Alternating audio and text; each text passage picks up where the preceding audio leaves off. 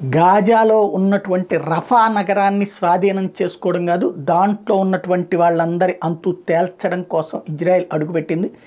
గాజాలో ఇదివరకే ఉత్తర గాజాలో చాలా వరకు న్యూట్రలైజ్ చేయగలిగింది, అంటే లేపేసింది అక్కడ ఉన్నట్టు హమాస్ తీవ్రవాదులు. ఆ తర్వాత వాళ్ళు దక్షిణ గాజా వైపు పోతే అక్కడికి వెళ్ళి లేపేసింది. ఆ తర్వాత ఖాన్ యూనిస్ ఖాన్ వైపుకి వెళ్తే అక్కడికి వెళ్ళి లేపేసింది. ఉగ్రవాదులు ప్రజల మధ్యలో దూరి వెళ్ళిపోతూ ఉంటుంటారు.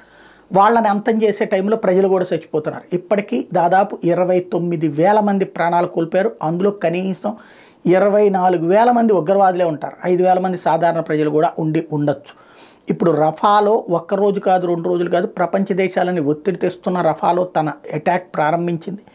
దాదాపు 4 నుంచి 6 వారాలు, మ్యాక్సిమం 8 వారాలు అక్కడ ఉండాల్సి వస్తుందని ప్రకటించింది. అంటే రంజాన్ మాసం టైంకి కూడా యుద్ధం కొనసాగుతుంది. బందీలను విడిచిపెడితే వెనక్కి వెళ్తాం, లేకపోతే వెనక్కి వెళ్ళే ప్రసక్తే లేదని తేల్చెప్పింది. మొన్నటి దాకా ఏదైతే ఖాన్ యూనిస్ నుంచి వెనక్కి వచ్చేస్తున్నారు, లేకపోతే కనుక దక్షిణ గాజా నుంచి వెనక్కి వచ్చేస్తున్నారు అంటే ఇక యుద్ధం విరమించేస్తున్నారేమో అనుకుంటే, బందీల విడుదలకి వెధవనాటకాలు ఆడతా ఖతారు, ఈజిప్టు కలిసి ఆడిస్తున్నటువంటి ఆటల్లో భాగంగా అందరినీ ఒకేసారి విడిచిపెట్టకుండా 10 మంది చొప్పున విడిచిపెడతాము, దానికి 2 వారాల కాల్పుల విరమణ ఉండాలి, ఇట్లాంటి నాటకాలు ఆడుతుంటే ఇజ్రాయెల్ వాళ్ళ లేటుని అడ్డు పెట్టుకునినే అటాక్ మరింత ముందుకు తీసుకువెళ్ళేటటువంటి ప్రయత్నం చేస్తోంది.